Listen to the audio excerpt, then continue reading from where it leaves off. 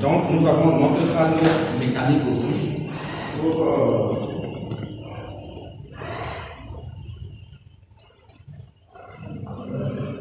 ici, c'est juste les différents moteurs pour que l'enfant, ou le chauffeur, ou le futur conducteur sache il y a un moteur comme ça, il y a diesel, il y a essence, il y a injection, il y a carburation. Au moins, quand il sort, il sait que quand il a une petite panne quelque part, il peut au moins définir et se dire, ah tiens, c'est ça là que j'ai comme souci.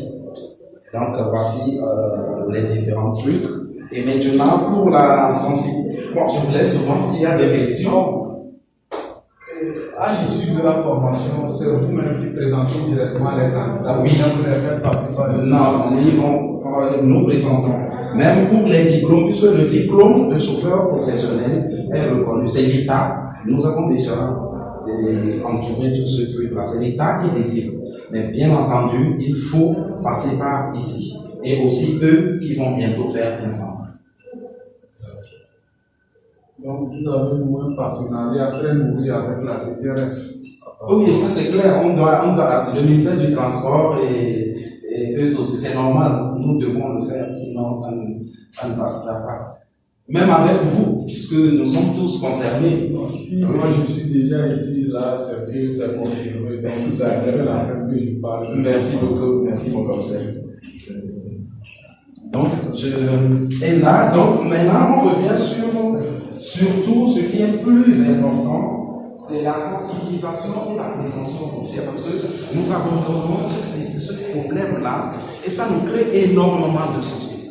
Donc nous ici, comme vous le savez, normalement, les pilotes, il fallait commencer. Donc nous, on a quand même un modèle électronique que nous présentons aux enfants. Ils doivent prendre conscience. Qu'est-ce que les hypothèses? On parle d'alcoolémie. Les autorités ont mis les moyens pour qu'on souffle désormais.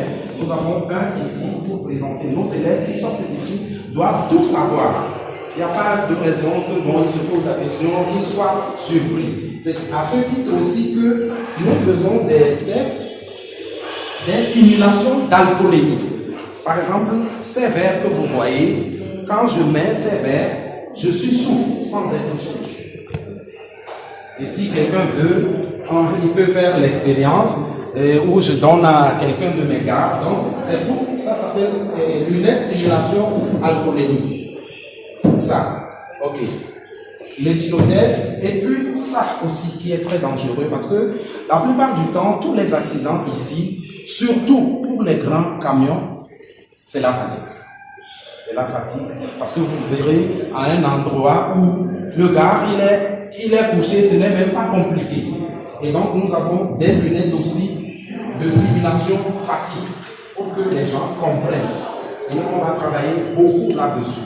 Et un autre facteur, c'est la conduite de nuit.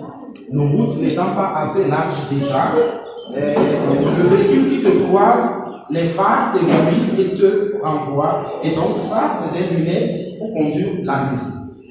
La nuit, en temps de brouillard et en temps de pluie. Donc, c'est des lunettes de conduite nocturne. Et ce truc, c'est aussi encore pour la sensibilisation. Comme je disais, quand quelqu'un met ses verres, alors on lui fait faire un parcours. Puisqu'il est sous, il ne peut pas faire ce parcours. Ou je dispose ces verres, appelez mon valise. Nous, appelez mon valise.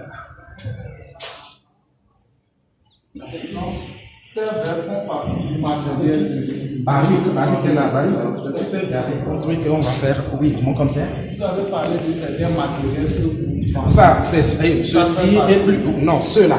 Ça, c'est pour l'école. Puisque ceci, il faut que ce soit. C'est ça, ils sont dedans. Lunettes de conduite nocturne, voilà. Et celui-ci, puisqu'il y a des gens déjà qui portent des verres, si par exemple vos verres sont des verres médicaux, on ne vous dira pas d'enlever et mettre celui-là, puisque vous les avez pour conduire. Alors ça, c'est des clips. C'est-à-dire, vous l'enlevez, vous clipsez sur vos propres verres. Au lieu de mettre. C'est pour ça qu'on a les deux sortes. Voilà.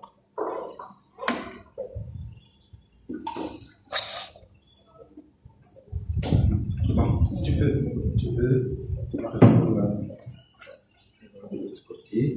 Et donc ça, c'est les lunettes simulation alcoolique. Donc quand on met ça, sans être sous, on a nos capacités altérées comme lorsqu'on a bu. Ce qui fait que nous n'arrivons pas à coordonner. Et donc quand je vais lui dire de mettre de l'eau dans les verres, vous verrez, prends la bouteille et tu sers l'eau. Vous verrez déjà, voilà, il cherche sa bouteille.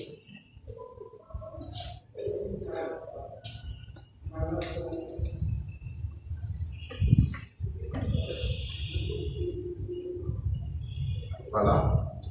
Et vous comprendrez que lorsque on est sous, c'est la même réaction.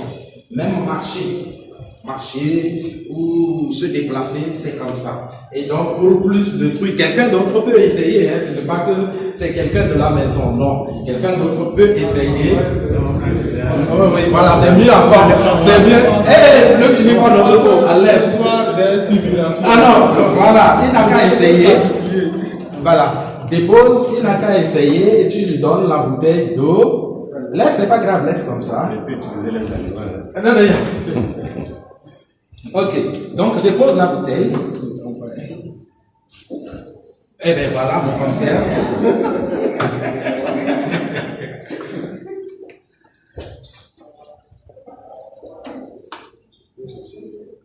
Et on va mettre ça là.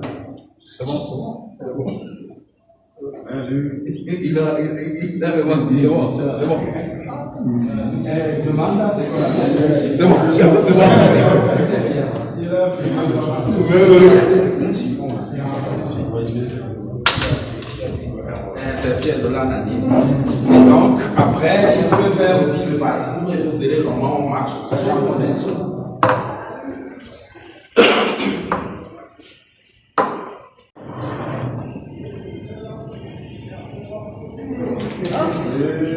Voilà. Lui, c'était un boss là. Voilà. Ah ben voilà. Ok, c'est bon. Maintenant, vous pouvez venir, laissez la bouteille. S'il vous plaît, venez. Non, venez. Venez. Venez, ne mettez pas encore. Marie.